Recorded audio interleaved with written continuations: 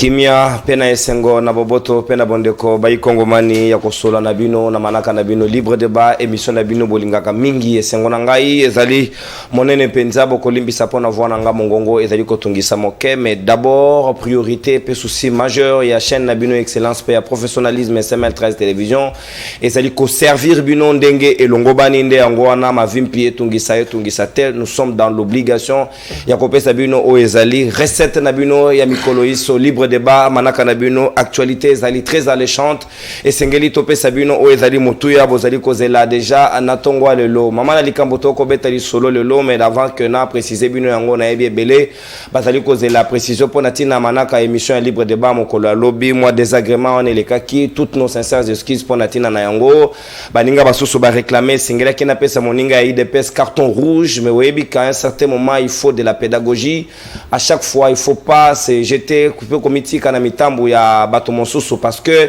l'objectif était de saper l'émission, dire que tozali ko sala moins injustice mais on a été prudent, on a voulu laisser l'opinion yemoko à juger par rapport à la situation non mais soyez en rassurés que vos recommandations, remarques tout nous tenons en compte pour nos services au tozali ko proposer bino pe ba réaction parce que sans vous tozali na utilité mon côté na musala tozali ko sala c'est pour le pays et pour le peuple congolais de to sala yangonde yango sikomo boko na likambo to ko beta lelo na libre débat ezali ouverture ya session ya deuxième mandat ya Félix Tshisekedi lobby na salle de congrès makambweleka ki moi ebele Vital Kamerhe ya kamati ya yepar na ye bazaboliye biololi donc baololi ba yé batu baseki Vital Kamerhe selon certains couloirs ya INC balobi ezali kabal ya IDPS ndé préparer likamboena batu muso babi Kamerhe pe a préparer ki entrer na ye pona ba matisa ye ba censé ba lo bayende sengela za la président ba biyenda zali ko monter ba kuwa na la base est-ce que zali ba kuba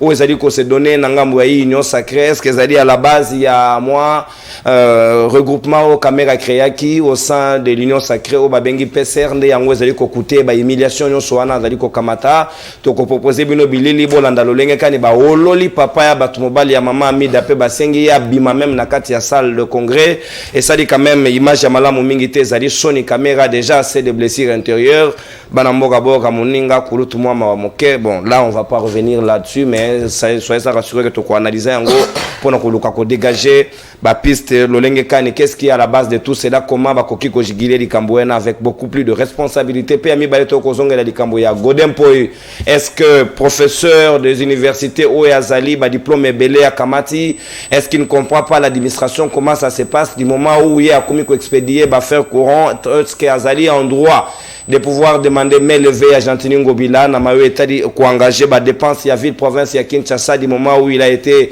réhabilité par le VPM en charge de l'intérieur Peter Kazadi comment ça s'est passé en même temps tout mon secrétariat et assemblée provinciale ya Kinshasa APK et saisir Ngobila pour nos ba disposition nécessaire au pesa bango $301,000 américains pour nous installer bureau ya sika bureau d'âge peut mandat na bango et bandit de 2024 tozali 2029 nenge bango ba préciser yango na tina ya lokasa ba komelie non so wana to ko beta di solo yango na ba ikongomane bazana nga na libre débat ya tongwa lelo tozali na mongamba ya peuple moko ya ba lieutenant ya Gentini Ngobila Mbaka moko ya ba cadre ya ACP azali na biso longo mwana mboka Gaston Pia na molobeli ya bana barumbu tozali pe na mwana mboka Marley Vuvu moko ya ba cadre pe communicateur ya UNR ya maître Pascal Nyembo Muyumba le président des opprimés pe tozali na mwana mboka Coca-Cola, le Mujahideen du peuple, Nico Faye Mbikai, l'armée américaine, machine brailleuse, Zaina Biso Elongo, Zaina Kombo mystique, procureur, Natondio Botondi Peboyi, Malamu Petozali,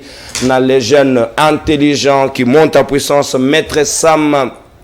Tunda moko ya baibi lengo bazali ko réfléchir comme il se doit nangambo ya union sacrée azali na soutien na biso parce que si c'est la crème il faut encourager de quel camp que ce soit parce que les intelligences c'est pour le pays et sengeli toti yango en contribution et puis pour na intérêt yamboka nde na bango de toko sola mai libre débat ya tongo alelo toko funga la hostilité na mwana mboka mongamba ya peuple Gaston Pia na maloba ezali ongambo wayo mais en attendant na peso maloba na ko sengana no réalisation et préparer et proposer biso vidéo ba ololi Vital Kamerhe na kati ya salle de congrès mokolo ya lobby est-ce que basali yango na nko est-ce qu'il y a solo aiba est-ce qu'il y a solo sengelia bima na kati ya salle Topé Vital Kamere aloba nga yebite tolanda ye et puis tokozongela yango tout à l'heure.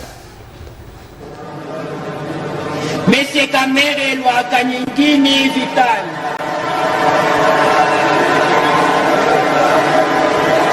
Madame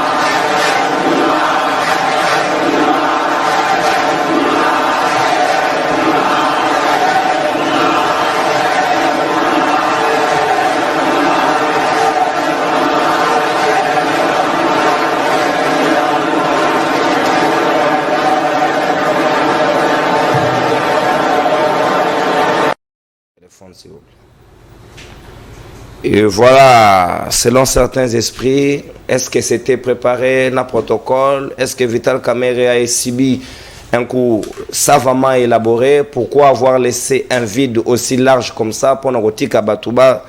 Betaye loko nenge lekeli wana toko sola ngona banamboka Gaston Piana mongamba ya peuple toko fungola ba hostilité nangambo na yo.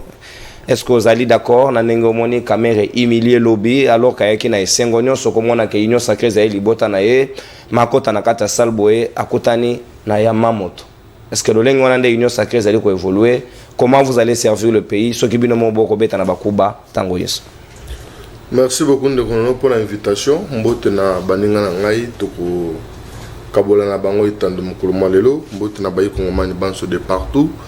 Baïbali na kacha Congo pe bayazali na mikili ya libanda plus particulièrement pe mbote na bana ya Bahumbu ndeko nono mukolo malobi ezalaki ouverture ya session extraordinaire ya ba député o ezalaki sensible nani particulièrement pour na ko présenter ba député et puis ko installer bureau d'âge et bureau d'âge o kozala comme rôle il y a élaborer un règlement d'ordre intérieur et surtout qu'on vote bureau définitif ou kamba assemblée nationale na biso.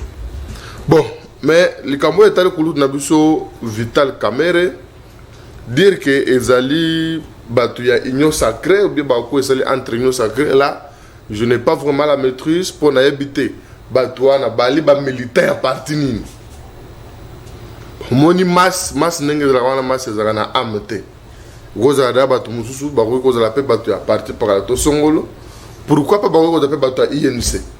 To yebite. Batu ya INC ba wolo la Vital Kamere. Est-ce que c'est réfléchi cette manière? C'est pourquoi la zone bako na yebite nani na ko attribuer ba charge na. Mais sinon to yebike batu ebele ba congolais. Ebele bazali d'accord te surtout batu ya union sacrée ebele bazali d'accord te na kulutu Kamere depuis asale elo ko na PCR. Pacte d'un Congo retrouvé. Kutungai na kumetu na mutuna est-ce que tozalaki na un Congo perdu? N'est-ce que kuluta a comme poto na Congo retrouvé? C'est une question que je me suis tout justement posée. Mais eloko wana kulutu na biso asali bato belepe basali yango. Ezana sama lokonde asali pe dab nae.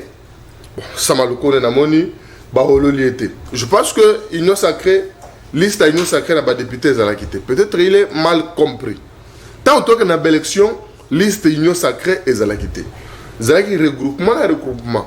Et par regroupement, on n'a pas parti politique, aucun parti politique au hasard majoritaire à parlement. C'est-à-dire, il faut qu'on s'en ce regroupement, bon, bazana 25, bon, bazana 5, bon, ici, un groupe parlementaire a créé une assemblée nationale pour créer un groupe parlementaire, ce n'est pas moins de 25 députés. Et nous sommes pas parti. Bon, vous avez 5 regroupements, pour 25 députés, ce n'est pas interdit que Batouana Basangan. Mais, Mukolo wa lobby kulutu Kamere lokola inda bandaki. Pour la monnaie Batum sur le Kamere mutabandaki te, et Zalina ni Kankou, ceux qui Kankou Chiko, les représentants personnels et à chef de l'État, ne mutoaki na makanishuana.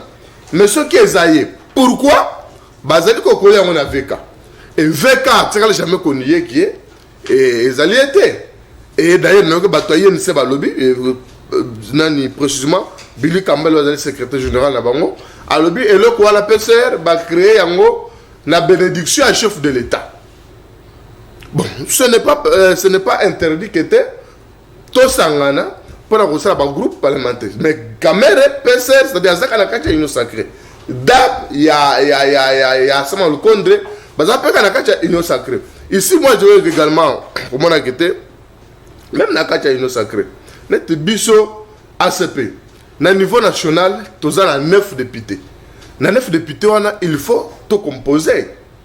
Na baninga mususu o tuzana maona kacha union sacrée pour soutenir le chef de l'État, soit pour avoir un groupe parlementaire au CA, Assemblée nationale. Donc mon biso ACP, tout ça derrière UDPS, où Azali fille aînée, il y a majorité parlementaire. Pourquoi la fille aînée a majorité parlementaire? Il y a 69 députés. Et dans 69 députés, il y a Azali Liboso, il y a des partis, il y a des regroupements, il y a des députés. Bisope, Tosangani, naye autour du secrétaire général na bango Augustin Kabuya pour na kosangana comment na lolengani ni gouvernement et kozala composer mais ça et puis kulut na mso Vital Kamerhe en tant que père de famille et ça li mabe là moi j'ai l'impression que politiquement kulut na biso atikali ebembe omoni auti boloko na ba humiliation moko ya makasi homme politique ya Trump na ye ko sala yeloko ya bongo pe na parler du peuple. Et ça l'est bien. Mais là, peut-être qu'on peut rejoindre donc non, ce sont des guerres politiques. Et c'est tout à fait normal en politique. Mon gars, il comme il n'a pas de papier.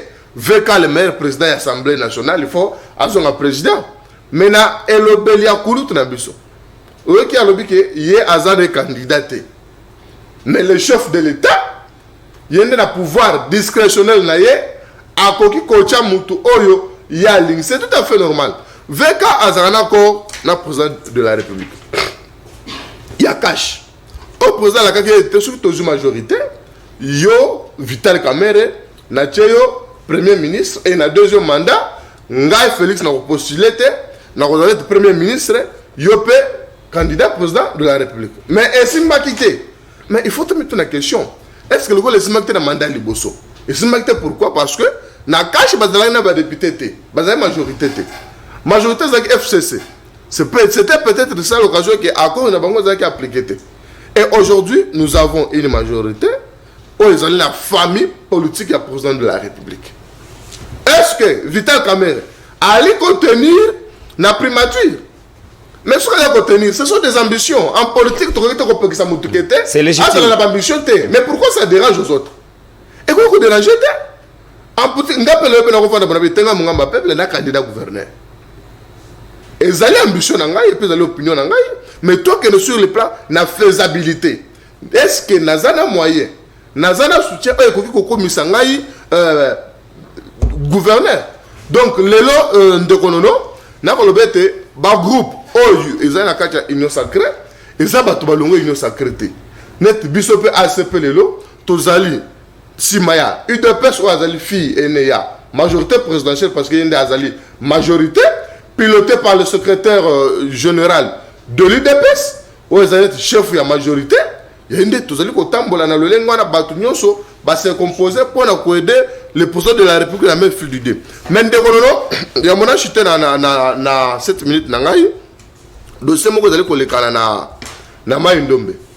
Na Mai-Ndombe province e kamami na mwana mboka gouverneur Rita Bola ezana journaliste moko aza awa azana parquet nani Blaise Mabala azana parquet pour nini asali ba accusation ya lokuta na Rita Bola a tenir ba discours moko ya lokuta kofinga Rita Bola tango iso maintenant Rita Bola lokola kokine commissaire la justice te akeli bosa bazuzi. Parce que les gens manipulés, très bien identifiés, les journalistes que non, afinga Rita Bola, audio ezali. Mais tandis que mona badongolo misu bazali ko implémenter comme ndenge sur le non Blaise Mabala akufaki ainsi de suite non. Azali na cour de cassation na batu. Oyo bazali ko tinda ye et bako ça mais nous sommes dans un état de droit. Rita Bola akokaki commissaire à la justice de Mokoto. Merci. Et là tu comme mona nani elenge moko oya ya IDPS Van Mpoi ako no Rita Bola détourner mbongo Rita Bola iba sima est-ce que Rita Bola n'a besoin ko iba simana mai ndombe point nango non Rita Bola ça iba démarche awa le loso ke na mai ndombe ndekonono babis transco ezali le loso ke na mai ndombe ndekonono le lo bazela makada mezali Souri Tabola toujours aller au travail. Merci mon amboka. Au consommer ta antenne. Merci. Les lois auxquelles on a une gouverneur. Merci Gaston Piana. Gouverneur la province azali nanda ko kitoko ya résidence pour la conseil la musano so nezali Rita Bola motoye ko. Merci mon amboka. Natondi Obotondi. Au consommer ta antenne avec débordement d'une minute, na pour récupérer en gros la deuxième prise de parole pour nous repasser sa baninga même ta antenne. Et ça a équilibré. Si quand mon amboka Marley vous Malobezali onga moja ding s'il vous plaît. Malobezali ongambo ayo. Est-ce que ozali d'accord na nengo moneli situation na ndenge lekeli na kati ya hémicycle? Est-ce que Kamere méritait-il cela ou bien zali na angle ya ba kuba politique? Comment ça se passe na contexte yana? Merci ndeko nono mboti na baninga to ka bon plateau. Na obanza te mukoleleka ki atozala ki pa Mujahideen.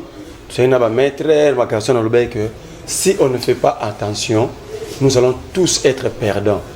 Parce qu'on ne fait pas la politique pour soi-même, on fait la politique pour gérer la cité. Et la gestion de la cité met en jeu les vies humaines. C'est pourquoi la politique ça autour des idéaux, d'une vision, d'un leadership éclairé.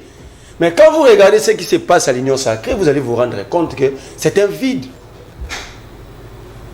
Parce que si l'Union sacrée était battue sur base d'une vision, pourquoi il faut créer des regroupements? Parce que la vision est unique. Vous tous, vous êtes derrière une seule vision et un chef de l'État. Nous avons vu la majorité sous Kabila. Est-ce qu'il y avait eu des regroupements créés dans le MP? Parce qu'ils estimaient que sous vision, il y a Moutoumoko. Donc c'est à lui de décider comment conduire le groupe. Pour dire que tu sais que le problème, la malade au Congo, la l'eau, comme Félix Antoine Tshisekedi Tshilombo. Moni ba Vital Kamerhe bambo so baza kwa bateka bakisi ya bokoko. Ba kumukang. Ata batelo kisi ya mabe lobe oyoka sonité ba roya lisusu. C'est ça le comportement. Au moni ba charlatan bateka so bakisi na babalabala. O kisi oyo ouais.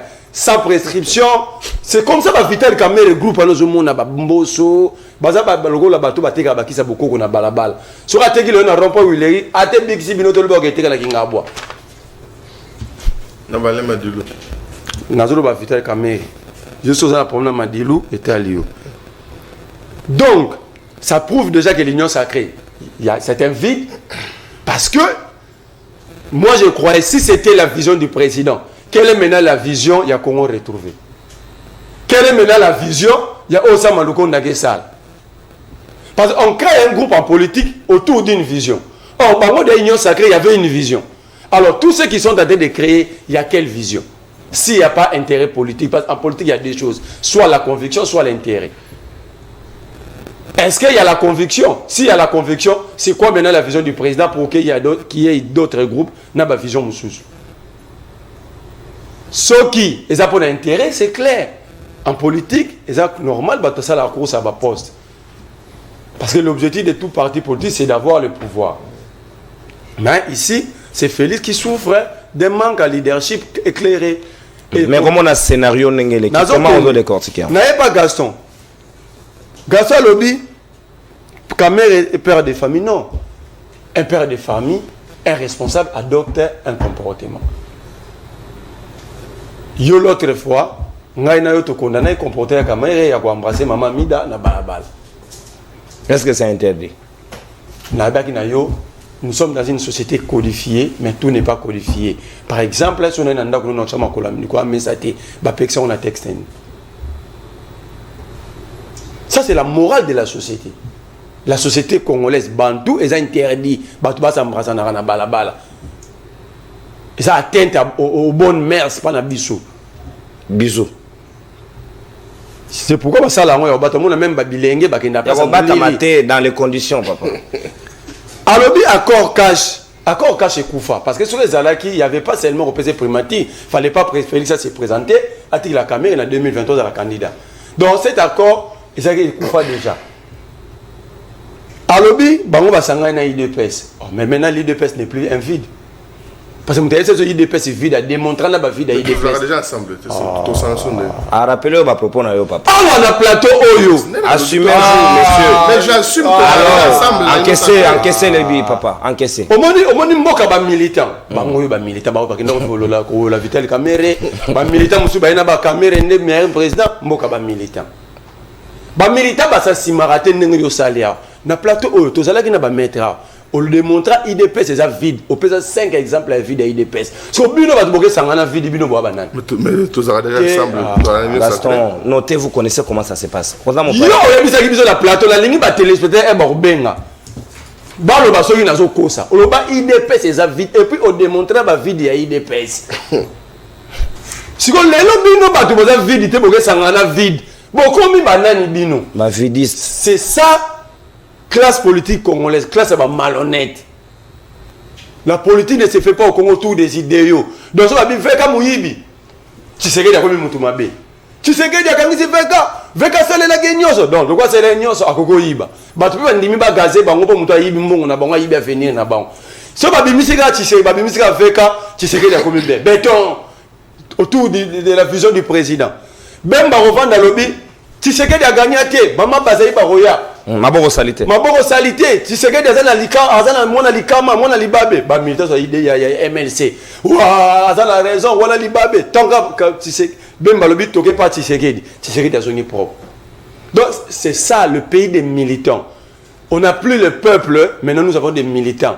Or c'est pourquoi les militants beaucoup de fanatiques. Je prends un exemple à Biritabo là. Ndeko na Ritabo la bakangai awa nenga bima au travers de l'explication té asa que nord est très mbongo ya déjà kana mino Congo a Maniska oyebi yango mais pourquoi pour ça la ramam tala garçon yo leki dia ajo lumumba bunde l'indépendance mbula yo sala ngo leki o lumumba bundi c'est la ba belge mais yo nanga ito melaramba ezo bimisa couleur ma suba na pop yo nanga ito zaka na courante yo nanga to somba lipa na balabala mnitu kezo lekezo chango poussière to somba maladie to faire la condition mabe bato bazo yi ba biso à venir vous prenez quand même le soin de les entretenir dans des plateaux de télé.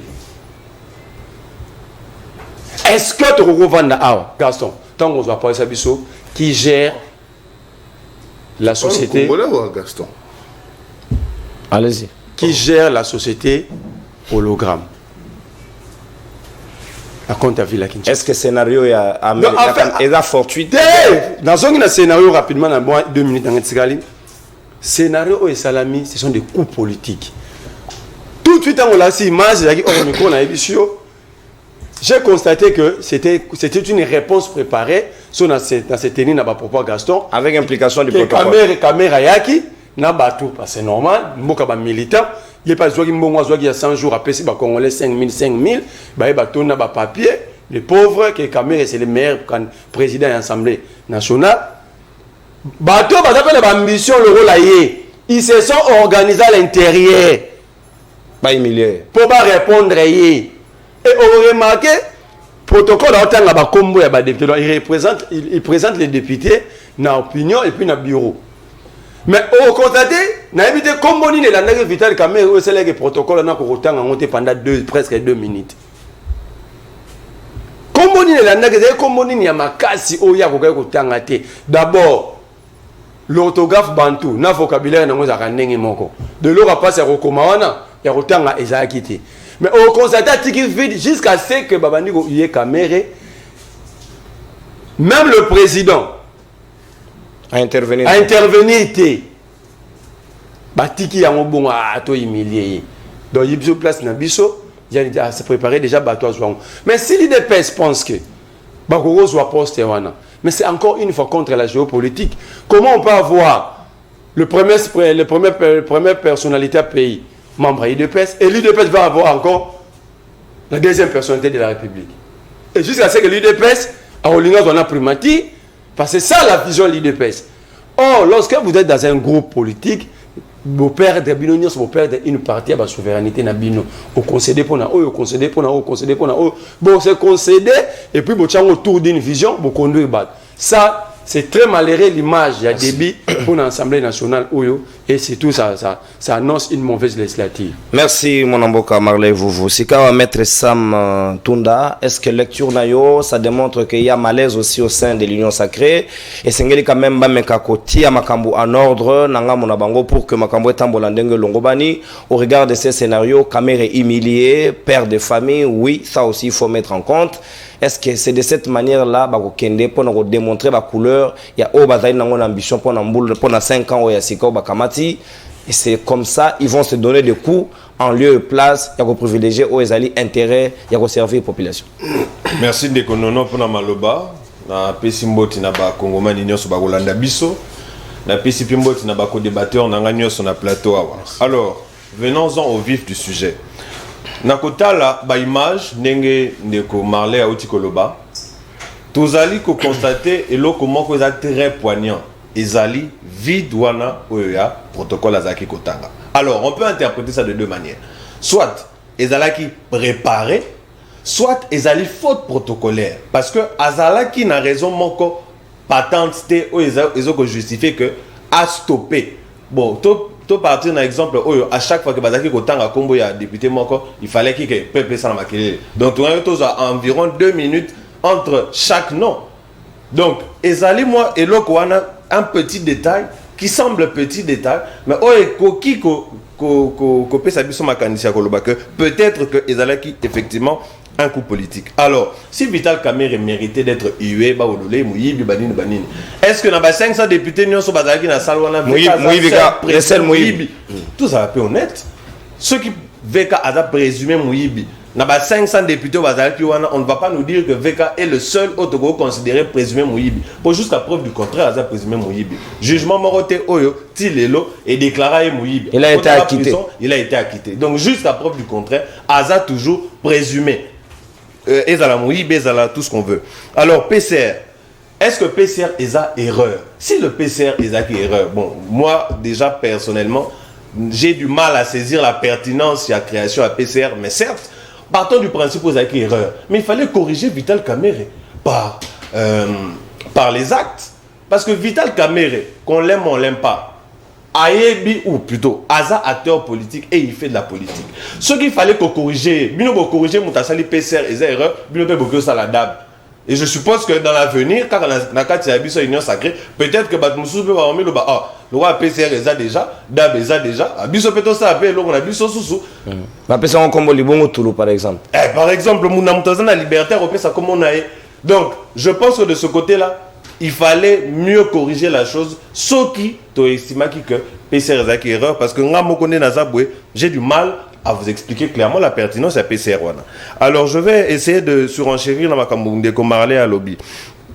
Oh, tous ceux qui assisté les lots, DAB, PCR, et Ali, effectivement, défaillance dans la structuration et à union sacrée. Vital Kamerhe, dans l'interview à lobby Nini, tu as créé PCR pour faciliter l'organisation au sein de l'union sacrée. Alors que ceux qui n'ont qu'à l'union sacrée, il y avait des structures bien établies, des structures qui fonctionnaient correctement, on n'allait pas en arriver là. Mais on a un présidium, ça sert à quoi si ça résout? À part le présidium, à part le présidium, là, un peu, comme les honorable Mbata. Boteng il a atteint ne fût que 5 personnes autres au Bahreïn à fonction et fonctionne à Bangladesh dans l'union sacrée. Donc déjà en termes de structuration, Bissomoro dans l'union sacrée, on avait déjà un problème. Et c'est ça qui a donné naissance à Babilo Kotosomonaoui. Il y a DAB, il y a PCR et j'en passe. Donc dans une certaine mesure, tout ça qui n'a AMP, tout ça qui n'a MP, on n'a jamais assisté à ça. Parce que déjà en interne, il y avait une forme de cohésion structurelle. Oh, pardon, Kamerhe a l'avantage d'être le chef de la majorité de l'époque. Exactement. Donc il y a déjà un problème de ce côté-là. Alors, nous avons parlé à lobby que Makambo Tozali ko assister et là Félix Nazo souffrir. Bisonios sont des choses souffrir. Union sacrée soit-il, opposition soit-il, Bisonios sont souffrir parce que et recommence sur la tractation Milaï. C'est vrai que Ertokena qui n'a pas élection, personne n'est allé sous le label de Union sacrée. Pourquoi? Parce que l'Union sacrée n'a pas de personnalité juridique. Partons du principe où il n'y a ni parti politique, ni regroupement politique. Effectivement, dans une certaine mesure, Union sacrée Zandeti, idée moroboy tout le bana honnêtement et une vision moroboy na mu pépé parce que d'un point de vue légal l'union sacrée existe à rater. Donc effectivement on supposait que bateau nyonso oh bataki Félix Tshisekedi na ba affiche na ba on supposait hein, c'est pas supposition on supposait que bateau na nyonso d'office il fallait pas au sein du même groupe parlementaire oh bakuka qui nommé justement union sacrée. Mais le Vital Kamere, bon, on ne va pas reprocher, car il était basé 4, je pense, dans la présidence Jean-Lucien Boussa, Julien Paluku, Tony Kankou. Voilà. Donc, on selon certaines indiscrétions, Tony Kankou, ce serait la recommandation personnelle du chef de l'État, Pascal Zali Kouzenaï. Bon, on a Zali, n'a pas secret, il y a Dieu, comme on dit, on n'est pas dans les secrets de Dieu, des dieux, donc on a coquille quoi affirmer en route. Mais, une chose est certaine, Ali peut être acteur politique. Il faut que les politiques ne soient pas que l'objectif n'est pas de conquérir le pouvoir. Mais conquête dans le pouvoir est la peau intérêt à la population congolaise. Donc voilà un peu l'analyse n'a fait où il est kakiwana. Merci mon ambok. Natondi obotondi pour la gestion chrono na yo na ko bombela yo minute na yo na ko babula yo ya deuxième prise c'est normal batu ba olela na oh motane ko bimate motane ko bima mais un peu de la pédagogie. Ozo ilanga mukandanga na otuna mutuna ndeko nanga zida kasina tuna na mutuna sima na otanga lokasa ebungate mwana mboka niko faimbi kai procureur sikawa malobeza li ongambo wayo lecture de fait na yo est-ce que l'union sacrée ezali un conglomérat de courageux qui ne se font pas confiance ou bien mutuel ya batomoko boye bazali ba se regarder en chien de faïence ou bien c'est quelque chose que les Congolais ne peuvent rien attendre d'eux parce que déjà les prémices quand c'est fausse c'est mal proposé. On ne peut rien s'attendre de plus. Il y a bateau, il y a mando, il y a mi-balé, parce qu'ils vont se donner des coups bas. Et c'est fort, malheureusement. En même temps, ça lui sera rappel national. Merci. Merci beaucoup, estimé. Il a plus que bande de cours. On se tourne à Bango. Ce que ça passe dans l'appel nationalité. Nengen Alobaki, on m'a mis dans une confusion. Je ne sais même pas si où ils allaient mandat ou bien ils allaient le connaître. Ils allaient le komoko, bon, moko, ils allaient combo. Na yango, yango, moni. Je ne dis pas que non, jour J moins, mais je dis jour J plus. C'est-à-dire, Batmoko va s'imposer dans Mandoki, ça y est déjà 6 jours à dater du 24 janvier 2024. Parce que le mandat est à 5 ans et s'il y avait fait un mandat, il y a eu ça le 24. 6 jours déjà. 243 jours, Bandama Namboka Salomo Kalonda Escadera Bakanga qui est pour la détention d'armes, prévention et la détention d'armes déjà abandonné. On a inventé d'autres infractions, mais il est là 243 jours, Bobeta Machine en termes de mois, c'est combien? Tableau peut Koufi, papa, faut changer. Tableau Koufi, moi je n'aime pas les critiques. Ce qu'on met le tableau Koufi, au PCK, le cas c'est $100, tout ça, mais monsieur, c'est l'objet au Sika. C'est à l'image du pays, ces tableaux. Mais vous, les Congolais, vous êtes trop fort en critique. Bobenga mais pour ça, la Kanabi, oh, yo, tchete, soit Yomoko, au Sommelinga ou Memelinga. Yo, diaspora, nous, c'est bien à Roba Kokisarate. Est-ce que moi, j'ai dit la diaspora? Et là, commentaire, on pas dit ça. 243 jours, qui est un père de famille, mari d'une femme, responsable, dont la fuite n'était pas craindre. La liberté, c'est le principe. La détention, c'est l'exception. Malheureusement, les Mobutis et leurs enfants ont inversé les valeurs. Même situation pour notre estimé confrère Stanley Boujakera, 143 jours, qu'il a été aussi cueilli de la même manière que Salomo Kalonda, au pied de l'avion, dans les mêmes conditions, avec les mêmes pick-up. Il y a Pembewana. Alors, on se pose la question, on va où? Or, savons que les dossiers avec prévenu, ce sont des dossiers qu'on traite avec célérité. Il y a des dossiers sans prévenu. Malheureusement, les Mobutis et leurs enfants n'ont jamais eu la culture des textes. 706 jours depuis que notre Bunagana échappe. 709 jours. Que notre Bunagana échappe au contrôle de Kinshasa. 549 jours que Banda Monamboka Jean-Marc Kabound, victime et intolérance, 549 jours et 123 jours depuis que notre frère compatriote Nestor Kipala avait été aussi enlevé. Infraction lui reprochée, c'est quoi? Parce que pour Yalobaki, même morale. Situation, il y a congrès au Salamaki Lobby, on a parlé du peuple et MPR. Il y a eu Kokamu Sangaïte. Et on a dit que non, Bamoutis n'a pas jamais Beko. C'est ça. Les alliés expression, il y a Tatabo, Mamabo, Tatabo, Moko. Mamabo, c'est-à-dire, dans le comité central, il y a MPR au Koukaki Kouloubaï le côté. On pourrait pour une initiative, il y a créé plateforme. Ceux qui aux alliés, il y a le guide. Dans ce contexte, c'est qui les guide? Dans le contexte actuel, les guides, c'est Ndeko Anton. Au Koki Kolobate, yo, Kotakaka, attention qui n'existe pas. Je suis content que Ndeko Nani, excusez-moi, Sam ait compris que cette histoire de l'union sacrée, c'est là que le Congo est allé dans le bac, n'a Kango, Borizanga Kombo, Mukumbusu, Chama Bela, monstre, vampire. Zela, Chama Bela, l'obini n'anima. Tunaya Yebi. Zela, mon gamba, Chama Bela l'accent.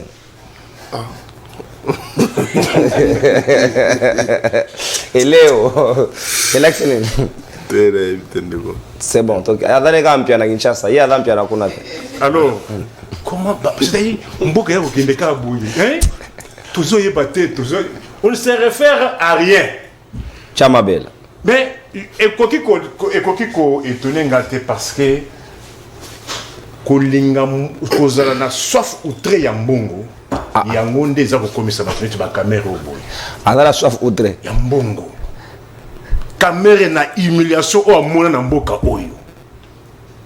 Est-ce que lui cru que caméra pouvait encore aller aveuglement? Barobi, mon to bala moi ça pembe alinga capacité. Ah, peut-être yango wana.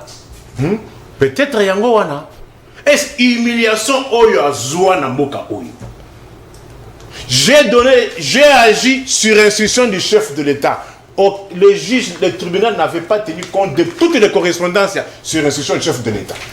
Le chef de l'État n'avait pas été invité pour témoigner. Un chef de l'État peut venir donner sa version des faits. Étant dans un dossier pénal, lorsque vous êtes cité parce que déposition nayo et kokiko éclairé tribunal. Même comme enseignant. Pour savoir si réellement les actes posés par Kamer en son temps venaient réellement de lui.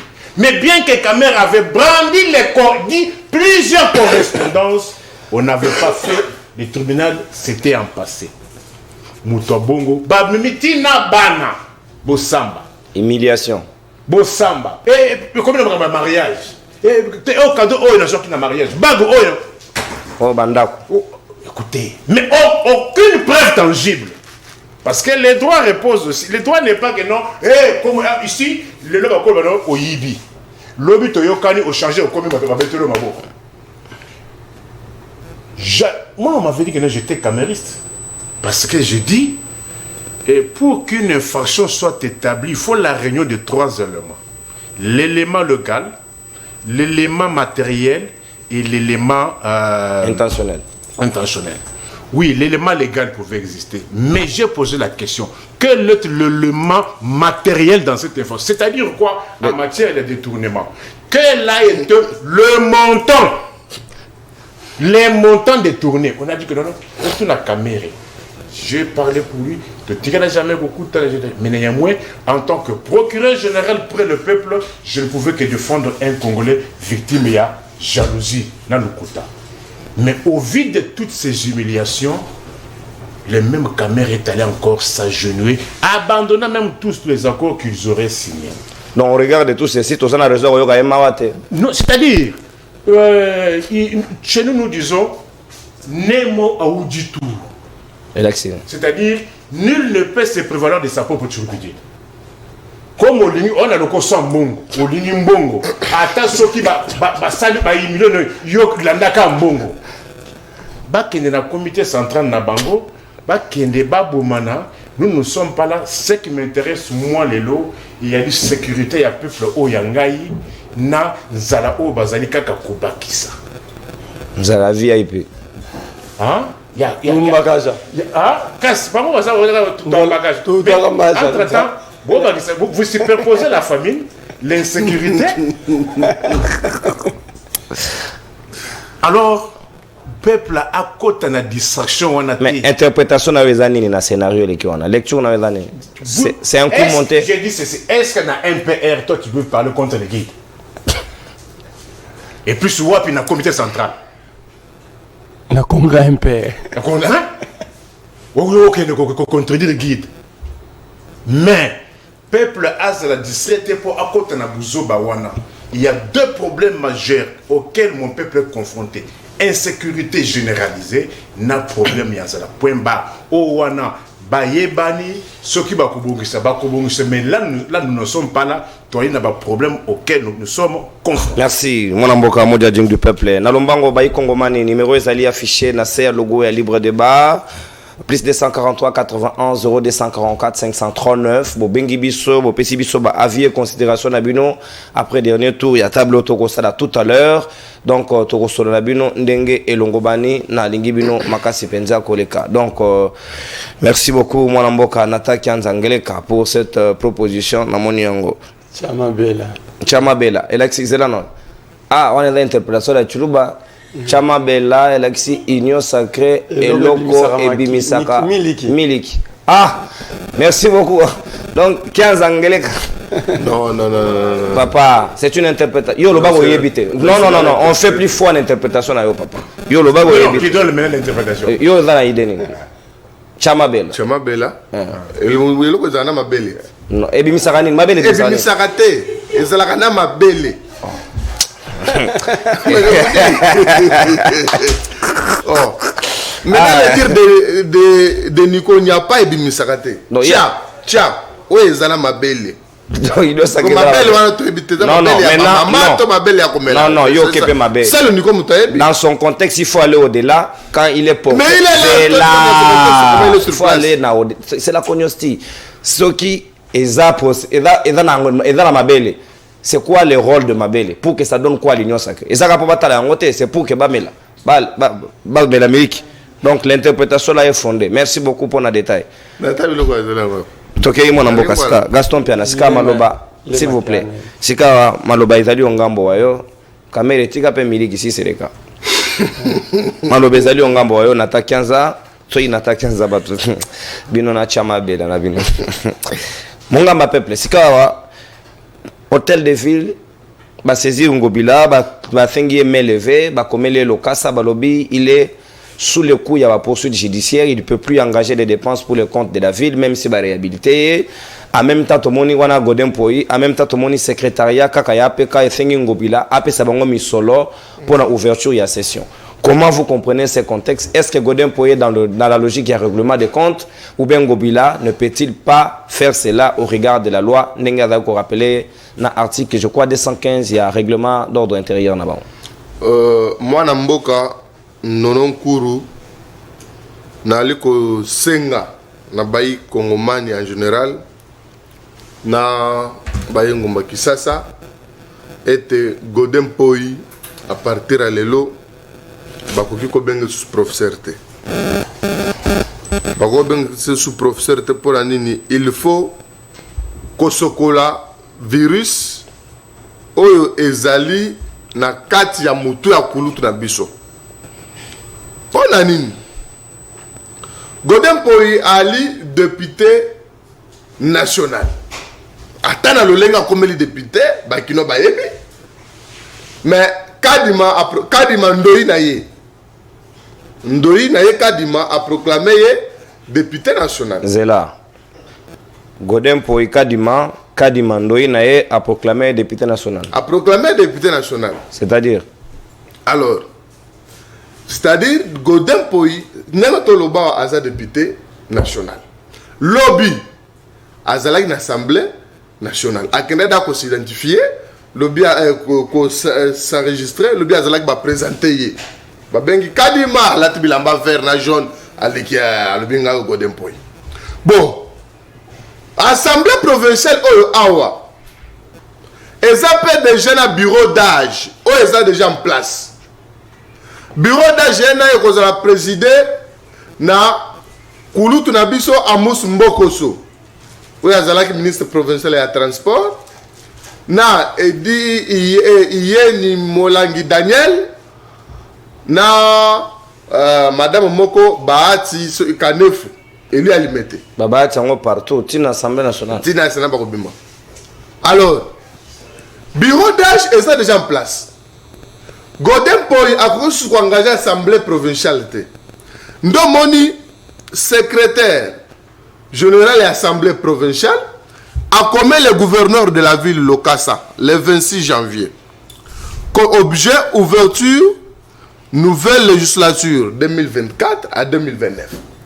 Pourquoi? Gouverneur il faut administrer la misolo oya ko permettre que bafongola Assemblée provinciale na ba député oya sika ba obaye ba installer bureau d'âge 301 000 $. Alors, mais on a que Godin Poy a commis le Lokassa na à lobby. À quelle date? Na Botoli, Godin Poy a commis le Lokassa le 29. Donc c'est-à-dire que le secrétariat déjà avait pris le contrôle avant Godin Poy. Avant Godin Poy. Le 26. Le secrétariat le 26, Godin Poy intervient le 26. Donc Godin Poy le 29. Ouais. Le 29, Godin Poy a lobby nini retrait de signature à M. Ngobila. Ça déjà est commun déjà Bomoto et Bungiye. Professeur. Azali professeur te. Tala sikoyo liboma place ezo comment. Godin Poy a commis sous mon candidat sur les lots. Alors Benin, conformément aux dispositions de l'article 15 de la loi numéro 08/012 du 13 juillet 2008 portant principe de fondamentaux relatifs à la libre administration des provinces, le bureau de l'Assemblée provinciale de Kinshasa invite tous les députés provinciaux de la ville de Kinshasa provisoirement élus le dimanche 21 janvier 2024 par la Commission électorale nationale indépendante CENI en cycle de prendre part à la séance d'ouverture de la session extraordinaire du début de la législature 2024-2028 qui aura lieu à son siège lundi 5 février 2024 sous la présidence du secrétaire provincial de l'Assemblée provinciale de Kinshasa. Est-ce que Bozolanda contradiction n'a pas incohérence à la maternelle? Est-ce que vous savez est-ce que vous savez de quoi et pourquoi vous avez un message qui m'a employé à Ali professeur? Non. Le gouverneur a jamais causé là-dessus par l'Assemblée provinciale. Jamais. L'Assemblée provinciale, Oya Salaki et Zalaki, autorisation à poursuite. Et le VPM, Peter Kazadi, a posé acte aux Zalaki administratif à suspendre le gouverneur. Et le gouverneur a passé intérim dans le vice. Lui-même, le VPM, a zone sous gouverneur. Gouverneur a zali Kostala Moussala na le lenge sengeli. Mais c'est Kadi Mampoy. Pour le côté du secrétaire, mon thème ali kounou likonya, acharnement au azaki na contre Chetingo Bilambaka, a commis Kolanda ke Kolanda Tiemoko, a ke Kotuta na Libanga. Il s'est fait exposer, na ba Congolais, nyonso bazali komona, oyo ezali kolik, ezali acharnement. Alors, Bada Kisasa, Bazala Kinya, après qu'il n'a pas député à Sika. Godin Poy n'est plus député provincial. Parce que pour la présidence de l'Assemblée provinciale, il faut la députée provinciale. Mais Godin Poy n'est plus député provincial. A opposé par acte, où ils ont engagé le gouvernement provincial dans la qualité. Donc, c'est ça que nous avons. Merle à lobby, na lobaka IDPS ali du boulot. Mais le long na lobby to sangana IDPS a tondi ou bien le lengeni. Ah, on a collaboré, mon frère. Biso tozali na kati ya Union Sacrée, ACP. Souci na biso ACP, c'est que le président de la République a reçu deuxième mandat na yé.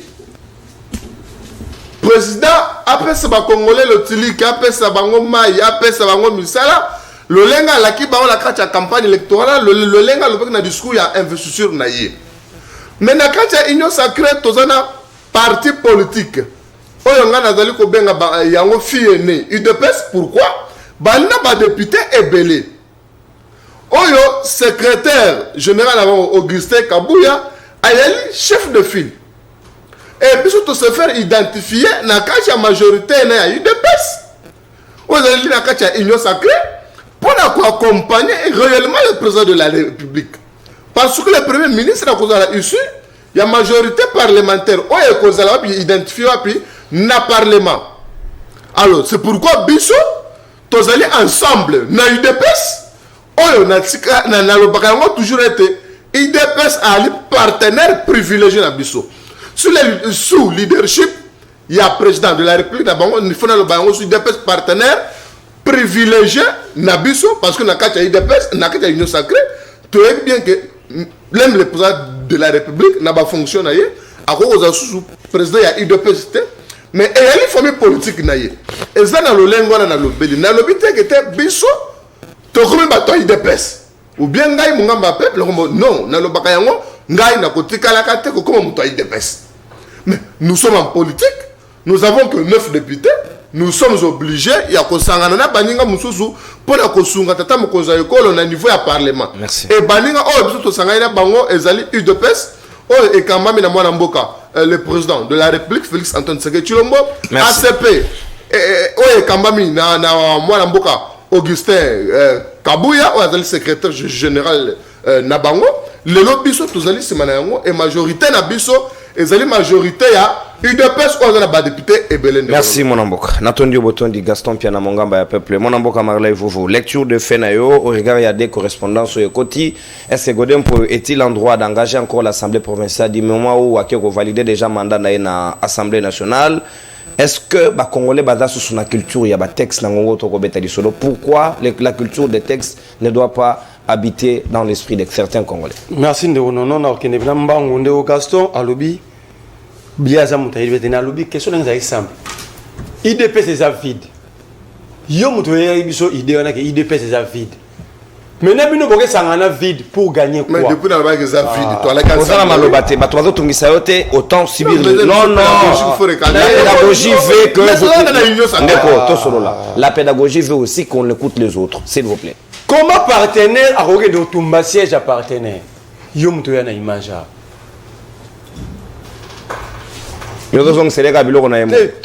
ça dit moi je veux une classe de responsables et de la cohérence. Voilà.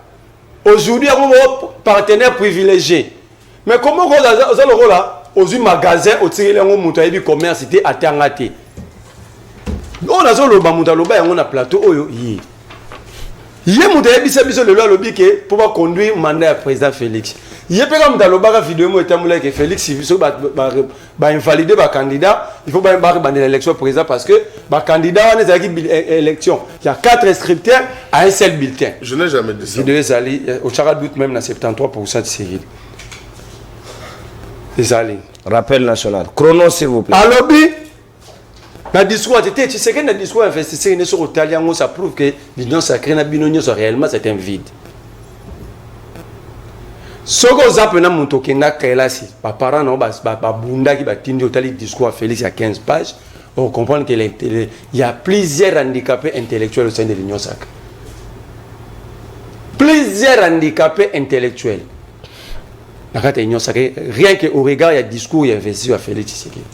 Le président a le pouvoir pour améliorer la situation, mais le président parle de la stabilisation, intellectuel, beaucoup. Pour les Congolais, il y a amélioration ou stabilisation. Mais bon, on va bêter beaucoup. Mais c'est ça la vision. On doit aider même Félix Tshisekedi.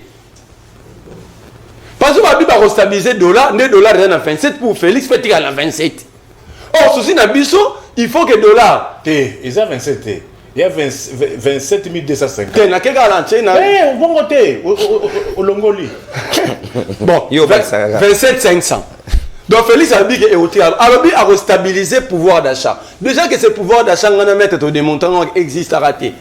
Mais au monde intellectuel, bon professeur à l'université, il y a un stade, et puis il y a un bunda, pour que mela masanga na fait investi ici bato na ba kekele na ba cravate bazo bunda bazo tindikana kila fwenge babenga ndeko nono na yena mamba Godé Poyi ya liboso ngai naza un bon lecteur à Bible ba pekisa bato sala ba délivrance par rapport c'est tout ça za habiter na Saint-Esprit. J'ai comme l'impression que Godé Poyi a été délivrer mutu wana milimo wana trouver bisika bikauka na nzoto wa Godé Poyi ba milimo nyonso a délivrer ki bato bisika bikauka ya ndobo kango ore na nzoto na yemo. Et puis j'ai doute fort que Godé Poyi ba diplôme à l'Obareza ya solo. Apparemment ba diplôme à l'école maternelle. Donc 15 diplômes à l'école maternelle, Godé Poyi mené c'est là on bon. Il a fait 15 fois la maternelle. Mais c'est quoi l'intelligence? C'est la capacité de lire une situation et de proposer des solutions. Mais Godé Poyi est incapable de comprendre même Marambo ne pas poser comme est-ce qu'il est intellectuel. Parce que nous avons l'impression ou nous donnons l'impression qu'être intellectuel c'est avoir plusieurs papiers tout bien un diplôme. On est là en présomption. Parce que c'est là qu'on allait savoir que Godé Poyi a réellement des diplômes. Diplôme on peut l'acheter. Hein. Comment Godé Poyi a fait une église pour proclamer député national? Il sait qu'il n'est plus député provincial. Et il sait qu'au début législatif, c'est le secrétaire général de l'Assemblée qui organise la plénière. La rentrée parlementaire. Mais lui, il écrit quand même. À quelle date? À la même date, on va pas présenter comme député national de l'Assemblée nationale le 29 hier. Est-ce qu'il est intellectuel? Ah, Bandimine Bazo Kabisote. Bandimi Tala. Ce pays est charlantisé surtout par des pasteurs. Ils font beaucoup de n'importe quoi. Est-ce que tant Godé Poyi dans l'église, ni au Canada, la Bible pas comment? Nyokankao. Et puis il va dire alléluia, amen. Babi Mathieu Mabonza Bakei. Godé Poyi a souffert non seulement de daltonisme et la couleur à bilamba, mais on dirait pas intellectuel et comme il a une infirmité, une confusion, il y a un texte. Il peut beau évoquer le règlement intérieur, mais nous avons une loi, mais à la constitution. Pourquoi cette lettre de Godé, cette correspondance de Godé ne fait pas référence à la constitution congolaise? Alors, d'où tire-t-il le prérogatif et comment lettre? Parce que l'architecture administrative veut que, surtout la gestion, vu la constitution à son article tel, vu le règlement pour montrer que même le règlement intérieur prend source de la constitution. Mais ça n'existe pas. Alors, Godé Poyi pour ça, professeur, diplôme et école maternelle. Godé Poyi a un problème sous. Godé Poyi a un problème, il y a un freelance de banque qui ont payé vertige. Tilelo. Maintenant, il compte argentinité, tout ça c'est l'histoire. Il faut obéir à la compte, il y a Godé Poyi. Ce qui veut dire la banque reconnaît que Gentini n'a jamais prêté l'argent à la banque. C'est Godé Poyi qui a voulu escroquer la banque avec les députés. Bon, tout le Godé Poyi a professeur d'économie. Ce qui me dit que c'est la prêt la banque. Ça dit compte salaire à Moutonné à transférer. La banque pour que la banque petit à petit a un pourcentage. Comment c'est Godé Poyi vraiment fait député dans ma boucle? Il a contourné la banque. On a vu ce que nous sommes la vérité. Ce que Godé Poyi passer à Zana. Il y a mis balai Godé Poyi à lobby. Gentini a été suspendu et réhabilité. Est-ce que Godé Poyi, pourquoi Godé Poyi a décidé dans le mandat législatif a démontré l'infirmité intellectuelle de parce que Godé Poyi est censé regarder, surtout quand le président et l'Assemblée professeur Zalaki, c'est-à-dire il s'était fait entourer des juristes.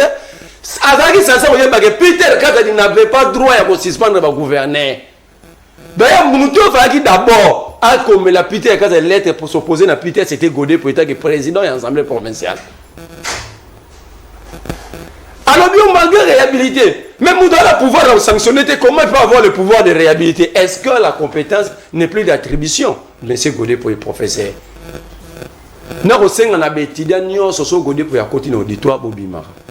C'était danger public. Godé Poyi a menace pour la survie à la jeunesse. La place de Godé Poyi c'est au pavillon 1 chambre in. Ouais. La prison Makala. Mais c'était danger. Il faut mettre Godé Poyi à côté de la population. C'était danger permanent. Donc, ça, la ligne où tout le monde établit la différence entre Koulou, Nawakata, Machette et Godé Poyi. Nélate. Ah, on est daltonisme, mais malade à se faire soigner. Je parle du comportement. Parce que Godé Poyi sait que lui n'a plus le droit à reposer par acte sur la vie de Kinshasa. Moi, ce qui m'a étiqué ici, c'est qu'à combien il correspondait le 29. Or, même le 29, c'était hier lundi, il était à l'Assemblée nationale pour se présenter comme député. Est-ce que tout se fait comprendre vraiment? À quel moment il a écrit? Dans sa voiture. Est-ce que tout se comprendre, maître? Donc, Moudou, à pouvoir rater, à quel coup on confirme le mandat naïe.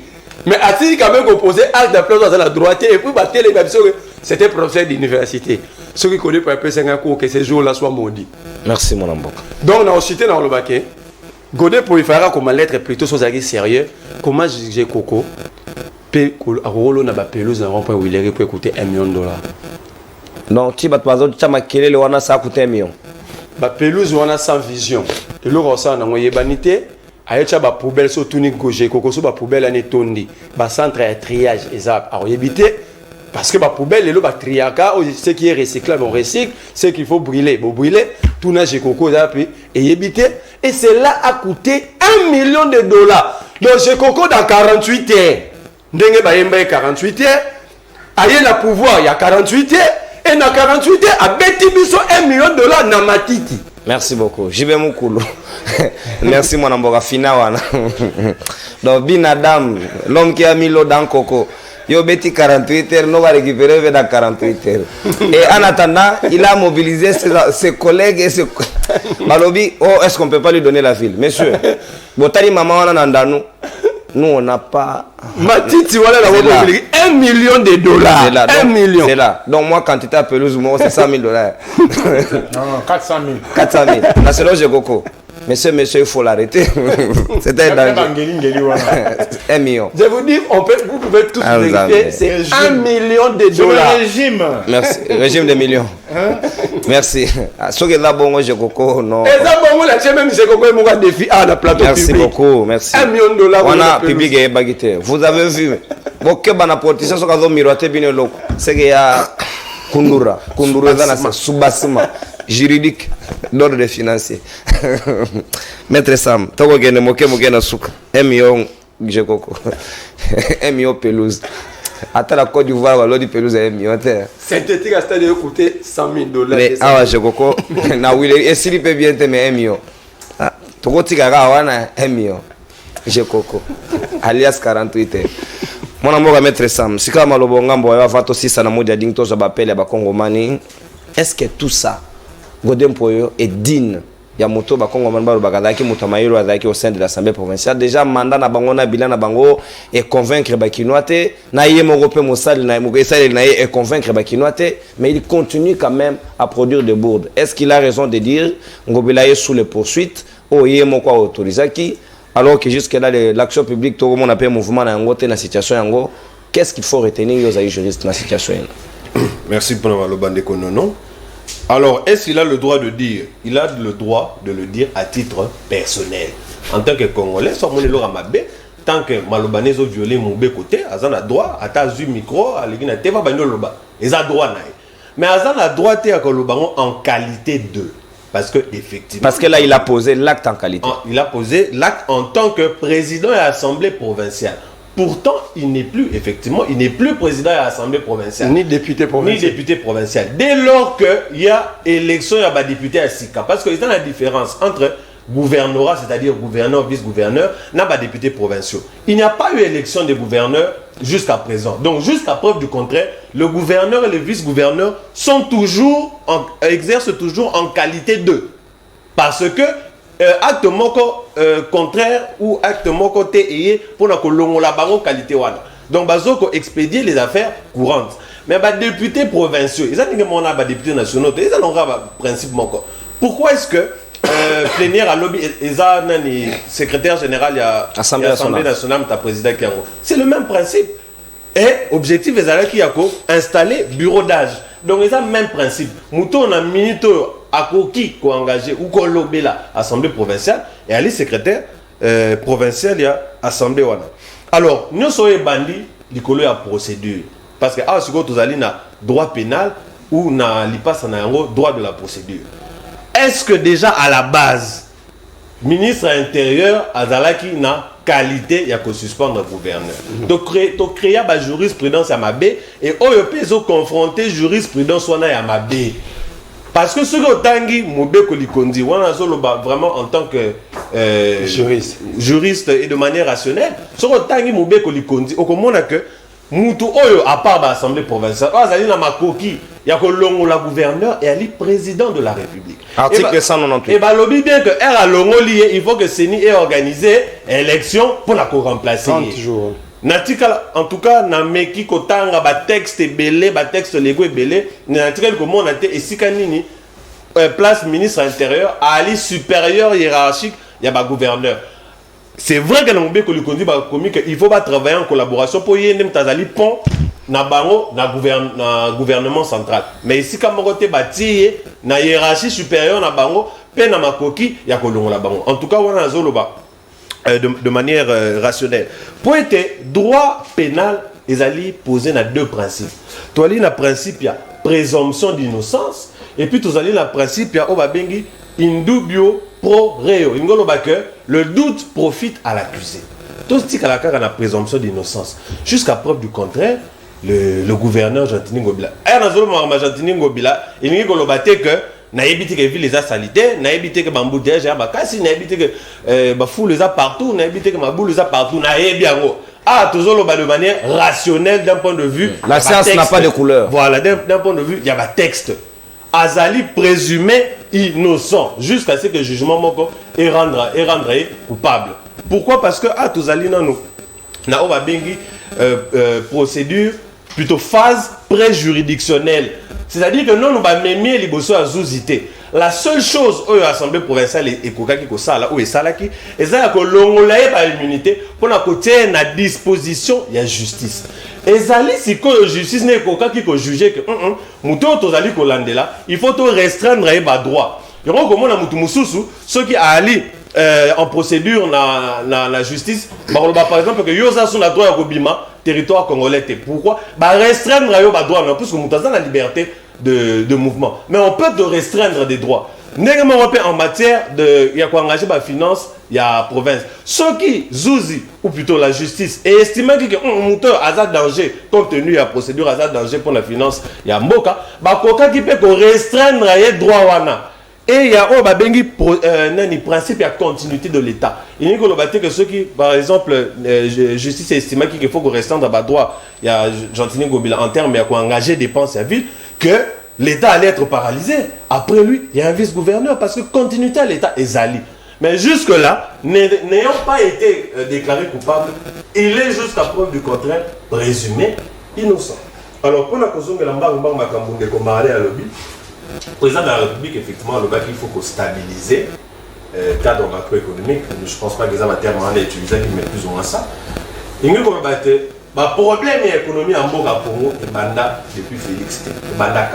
Ça ne veut pas dire que tu as dit que Pakolango m'a foutu tout le monde. Non, c'est normal, c'est le côté. Non. Et ça dit normal, effectivement. Mais avant d'améliorer, il faut d'abord être en mesure de stabiliser. Le problème, depuis que l'économie n'a pas freiner l'inflation. Avant, il faut faire régresser l'inflation. Il faut freiner l'inflation. Dompter en côté. Ndeko professeur Matata Konyo amekaka nani plutôt amekaka installaka au babenga qui bancarisation. Pourquoi? Parce qu'il estime que l'une des bonnes manières il y a qu'au freiner excès à masse monétaire en circulation ces années il y a qu'au tiers la banque. Mais et portable totalement bafou na monter. Pourquoi? Parce que fonctionnaire attend ça na salaire bon argent à l'état n'enge koti n'enge bimi qui ne soit 10 millions là à millions on en a donc et résolve vraiment pas problème pour la comprendre inflation des aliments à zone de ma pouvoir d'achat inexistant faut quand même qu'on ça la moi petite correction la tika pour le battre que pouvoir d'achat est inexistant dans le bas ils a très faible tenabi yoté nabi président sec ok c'est que na comprenait que ma bête. Et puis, effectivement, pour la aussi, ça n'est pas mal à l'objet, ma caméra lettre au Gentini et plutôt. Effectivement, il faut y avoir que na droit, tu aller dans la norme supérieure, dans la norme inférieure.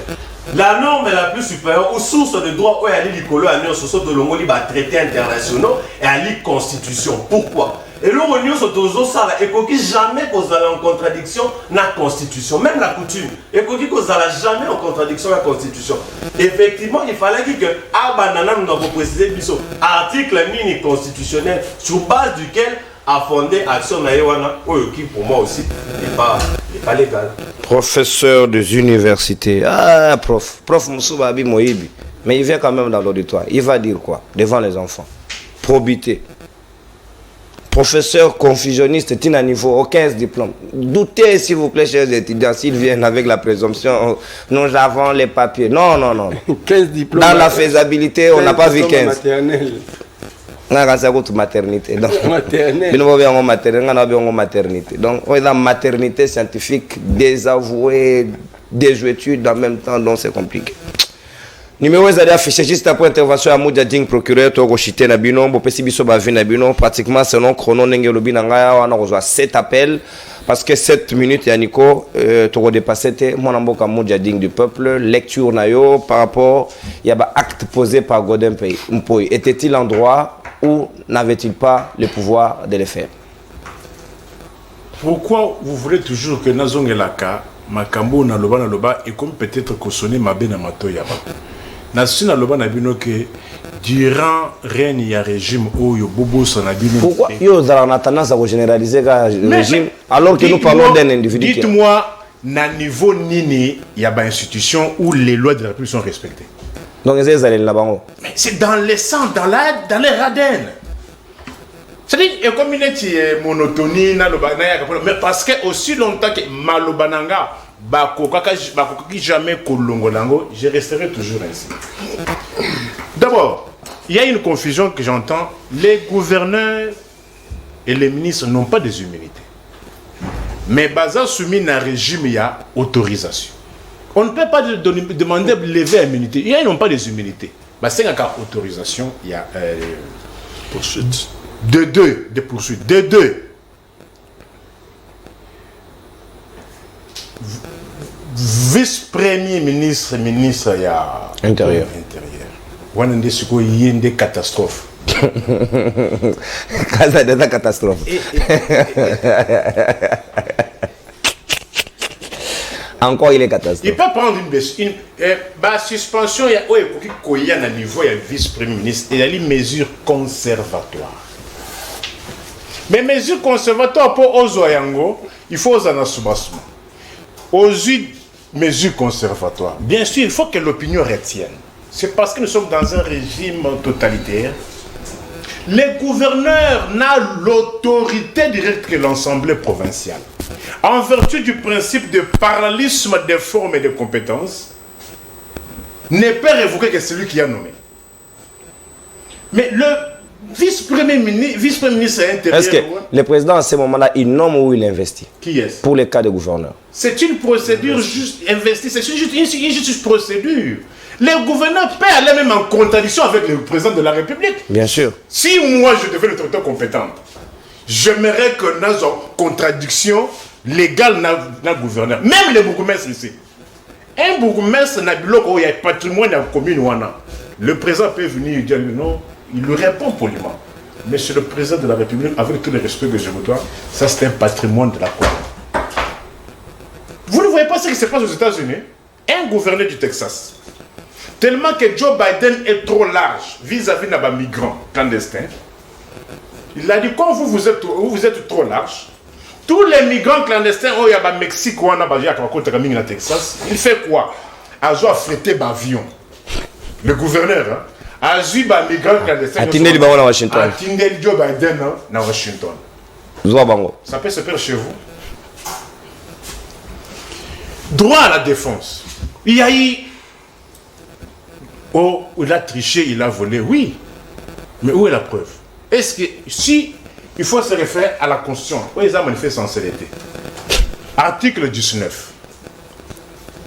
Les droits de la défense est garanti et est autorisé, est organisé et garanti. Quand on a crise, il ne suffit pas seulement de... Non, il faut arriver aussi à entendre la personne. Au risque que des décisions soient préjudiciables, et surtout en cette matière électorale. Il va se poser un autre causus. Que va-t-il se passer si Jean-Tini Ngobila, on ne retrouve rien et qu'il aura aussi, il a droit aussi de faire un recours pour Kanayepe et sa statuer. Réhabiliter surtout. Non, constatons. Réparer. C'est-à-dire, il y a une situation, c'est supposé qu'on n'avait pas traité au niveau ASENI. Il n'y a pas eu, non, on n'a pas traité son dossier. Qu'adviendra-t-il si l'on traitait son dossier et qu'il arrive à atteindre sur le siège? Oui, il y a une dimension, il y a contentieux. Exactement que nous avons attaqué Gaston Pianapo à Ibak. Non. C'est-à-dire, son dossier, lui, n'a pas été traité. Mis de côté. Mais comme il a été candidat, avoir payé, être en ordre, il a été en ordre avec la CENI. Le moment venu, il est en droit aussi de demander aussi pour que son dossier soit traité. Quand il soit traité son dossier et qu'à atteindre le siège. Désigner na Funa. À tout moment, on peut arriver aussi à toucher na Funa. J'ai dit, nommer na Funa. Qu'ils s'attendent qu'un jour, à tout moment, on peut revenir sur ça. Le 29, c'est écœurant. Dans les pratiques administratives, au niveau de l'institution, on ne peut pas écrire la lettre le même jour et l'expédier le même jour. Dans les pratiques administratives. Si la lettre a été écrite... Non, il y a une célérité. Non, j'ai dit, dans les pratiques administratives, vous ne pouvez pas, pour une institution, écrire la lettre aujourd'hui et la transmettre aujourd'hui. Ça pose problème. De deux, il y a une confusion. Au niveau de la qualité. Le président de l'Assemblée nationale. Provincial. En tout temps, vous êtes député. Les bons sens, bien qu'on donne un délai, les bons sens aimeraient que pour éviter le chevauchement des compétences, vous faites le choix pour arriver à bien poser les actes. Maintenant, il doit poser les actes en tant que député national. Il ne peut pas continuer à poser les actes en tant que président. D'une qualité perdue. Deux qualités électives au même moment, ça ne peut se faire que sous le régime démocratiste et leurs enfants. Ça pose un problème sérieux. Hein? C'est-à-dire, les actes posés aujourd'hui et les deux actes que vous pouvez poser le même jour, le 29, vous allez les poser comme candidat, comme député national ou bien comme président de l'Assemblée nationale. Provincial. Et du moment où le secrétariat général s'est déjà saisi de la situation. Et a déjà écrit. Ça pose un sérieux problème. C'est pour cela que j'avais un professeur, André Bolantoté, là, il disait que moi, professeur, je ne peux pas accepter de devenir politicien parce que accepter d'être, si tu es professeur et tu deviens politicien, tu seras tenté toujours, il y a Kokendena ou en marge, il y a sens, il y a... Alors, Ndeko Sam, vous dites que non, pouvoir d'achat et consort. Non.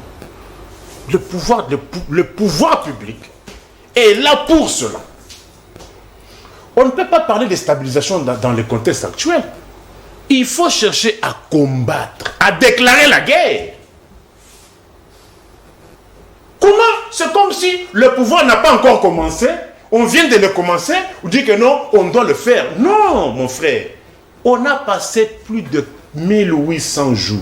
Yannick, on peut faire une évaluation à cela.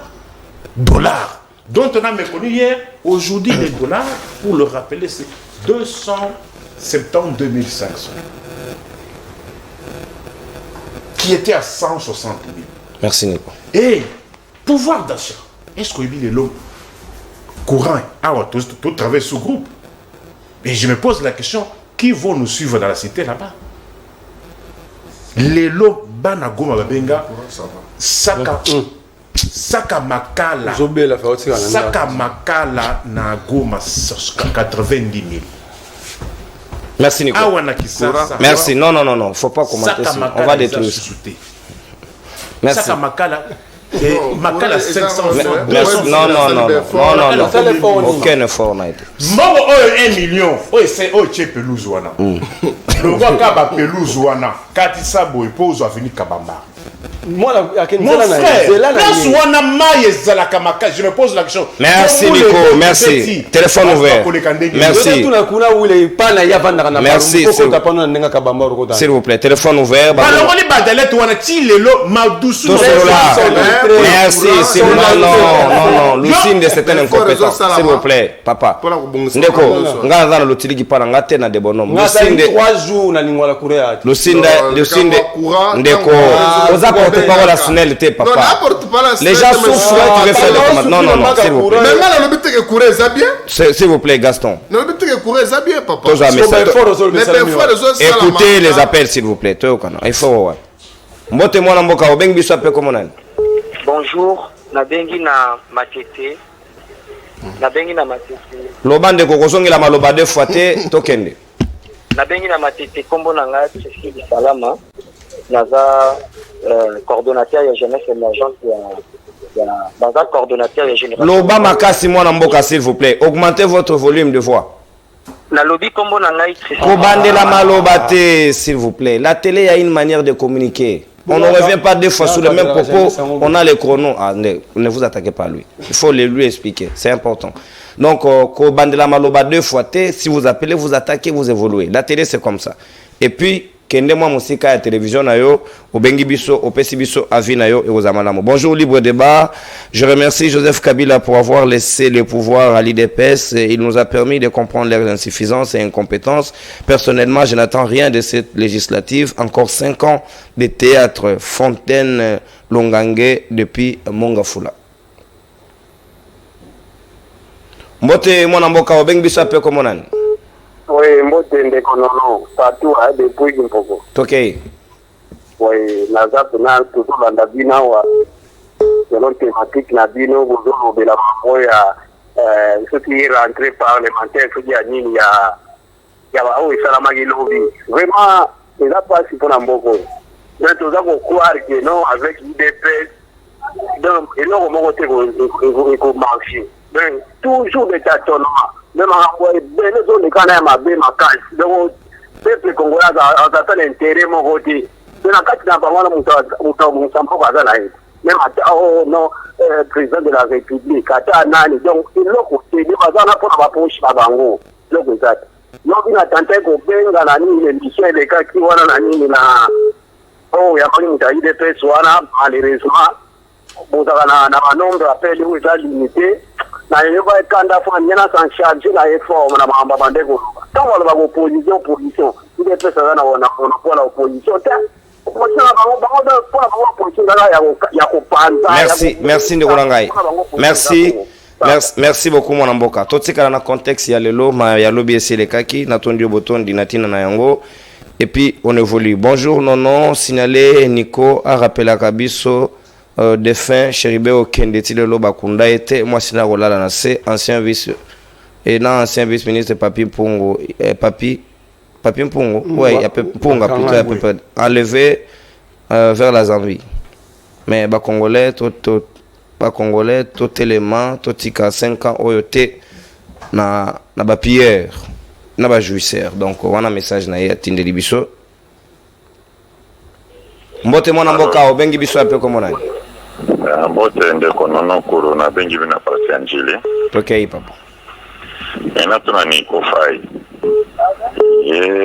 ye APC exemple ya gouverneur des États-Unis moko atelemina ki Joe Biden après ça pendant 18 ans au Raïs a déjà qui RDC gouverneur ni oyo a s'opposé à la décision moko Raïs a swaki pourquoi il y a des politologues alors bagaza budgetin ya peuple pourquoi se comparer la réalité des États-Unis na réalité na biso nous n'avons pas les mêmes réalités na deuxièmement dans le camp il y a pas prix au ya le pas prix au ça qui makale mati après ça un produit moko dans son excellence Joseph Raïs Kabila Kabanya c'est pourquoi produit au prix qui daka par exemple on a 200 francs à conserver on a 100 francs on a 50 francs nous avons un problème global des problèmes d'individualité ça pour mieux candidater il y a Tshisekedi qui a mis ça pour mieux biso ba Congo to sangana to tani to jouer ba prix Kabila qui trappe na lokoni dans la marque Kabila c'est mon président mais Joseph Kabila à l'époque naie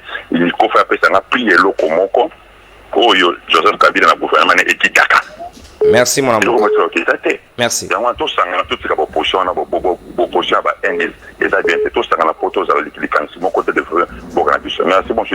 Merci. Merci mon amour. Natondi botondi na vina yo.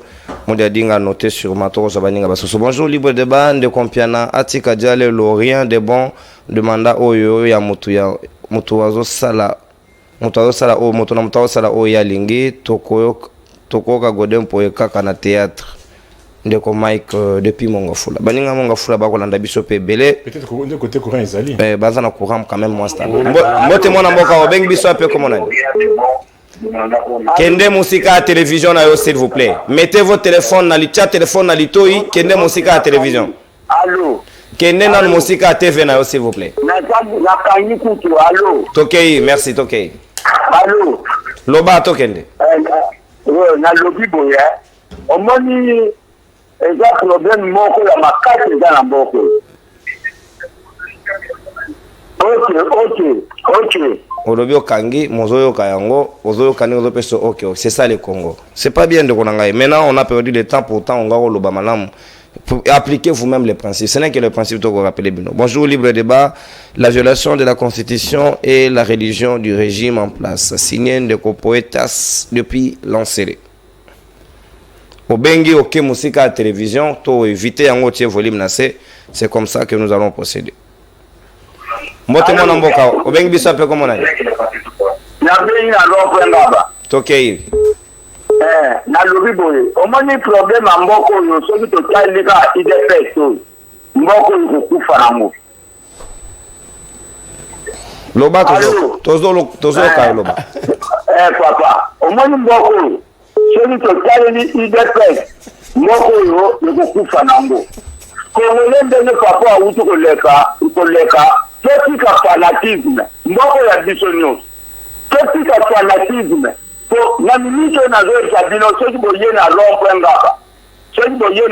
ngaba pa policier jar na jar kotobola batu ba fine ko nyoko la ba ko bana moto des jours de moko ezana minito soki boye na rompo ngaba ba policier ba zo se comporter na marque moko ma watro donc tu prendre confiance que il y a tout ça la nyonso pour même kobengana ndenge nazoloba boye naza spécialiste ya communication. Je suis un licencié na animation ya INA. Donc nazosala blague te formation oyo nga nazwa ezali mpona koétudier conscience ya population. Nasala mémoire na nga na makambo etali. Merci beaucoup. On va pas exploiter ça ici de Kotoza ngonga mingi te. Merci beaucoup. Gardez votre mémoire. Merci. Natoni Botondi ndeko. Merci pour na point de vue na oba na rond-point ngaba police binope boza agent de l'ordre. Boza agent de l'ordre. Du désordre, ce n'est pas bien. Bonjour, Nalingi Nayebisa ndeko oyo azo défendre Tshisekedi ke mandat ya l'État et Silaka. Lokola ozolia bazo sepela mais lobby tokotunana. Mais tu peux comme on a aussi ndeko. Avant dernier appel. Mbote mwana mboka obengi biso pe comme nani? Mbote ndeko mono na bengi depuis commune Ansele. Na pesi bino na mbote na plateau. Tokei ndeko, merci.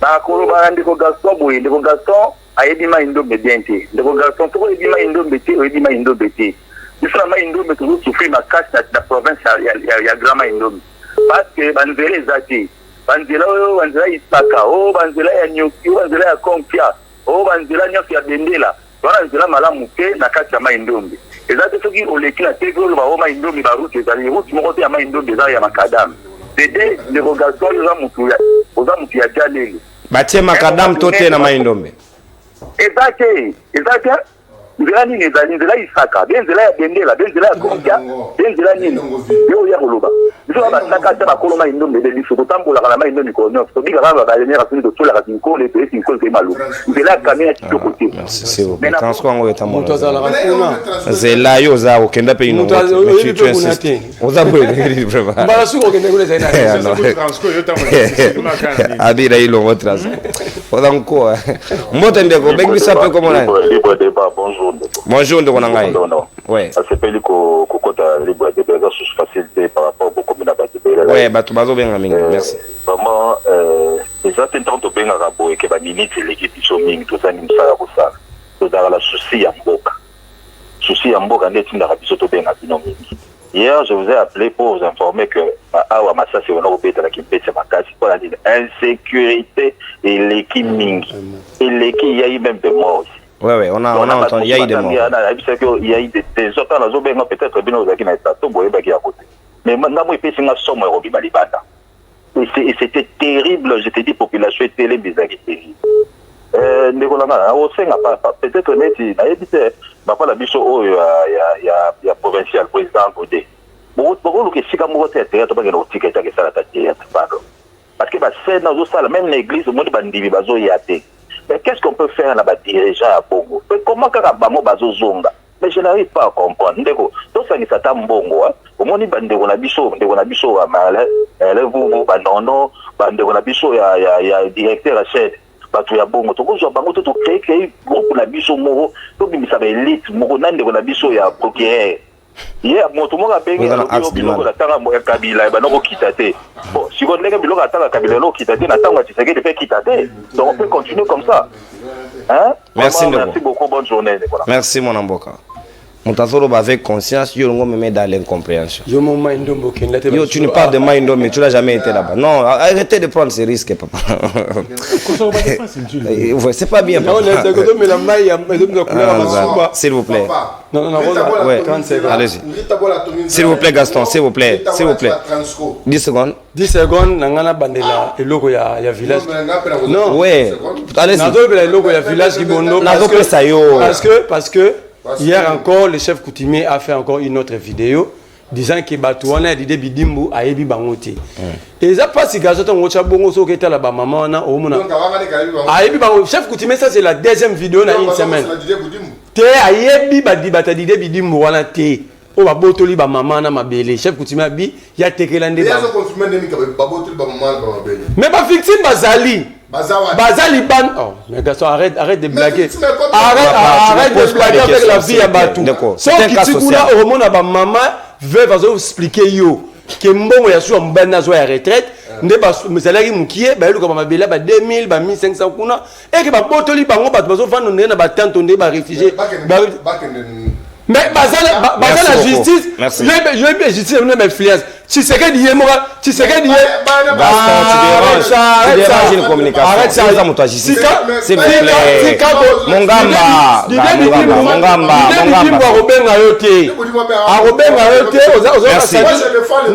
Non, tu défends pas le peuple. Merci. 10 secondes. Arrête ça. Zeda 10 secondes Nico. Nazo pedani oyokinde komoko alobi makambo ya makala. Quand na komina makala te makala oyo to lambelaka. Ozana ngo. Na makala. Yo tambola na nyos. Resho zana ngo. Yo zana resho. Oh là là. Ozolo ba. Pour ni to lobi makambo ale lokaka o Kabila. Mais makala oyo Kabila tu on a 200 francs. Mais les lots na bakati makala 500 ezate 1000 francs 2000 1000 francs sur tout le baté le lot pour 1000 francs makala wana il faut ça kaka maya moto yo continue 10 secondes kaka maya moto apamba sur tout le baté tu as dérangé est-ce que je suis en train de me comprendre et makala ezaki 200 mboka kufaki mais ce qui le makala est combien à 1000 francs tu peux ça sur comboni. Parce que hier on disait que un makala qui. J'ai fini. Makala ils allaient combien? 200 francs. 200 francs. 200 francs. 500. Makala 500. Gaston. Gaston. Kabila papa victoire à 300. Le loli pas 300 zala. Bon s'il vous plaît, ça fait. Carré Kabila tika 300 carré au moment à 750. On va malobate Gaston s'il vous plaît. Donc bino boyi Toyokana. Ça donne le pouvoir pour améliorer la situation. Mon Nico, na retiré maloba. Mon amboka Sam, chité 10 secondes s'il vous plaît. OK. Merci beaucoup. Tu déranges, ça fait pas. On a des débat et puis bakongomani bayeba ete ntango tozwaka maloba eza na baplateau ya télé tozokanisa boye yali mpo na intérêt ya mboka yali mpo na intérêt ya baindividu te donc oyo ali vérité en dépit ya baposition politique na biso tozodéfendre biloko na vérité ndenge elongo bani et cadre médiocre ya macroéconomie ya mboka ebandi na Félix Tshisekedi te ebanda pe na Joseph Kabila te ebanda pe na Kabila le père te depuis Mobutu to assistant na bateau d'inflation moko exorbitant et là babiloko moko otozali ko s'efforcer ya kolinga et bonga ezala améliorer. Voilà. Merci beaucoup Gaston Piana, moyen peso exact parce que tu as dérangé le temps d'antenne des autres. Oui, c'est ça la discipline. Na lingi na opeso rouge, olati da rouge kolinga te na peso motane e balana na o ya ngobila. Na pesa ngobila. Ngobila fructueux mandat. Ozana ngote et monsieur Sili. Au revoir. Tu as dérangé une communication importante. Bye bye. Et monsieur Sili. Tokotani lobby pour un nouveau numéro. Au revoir. Salut à vous.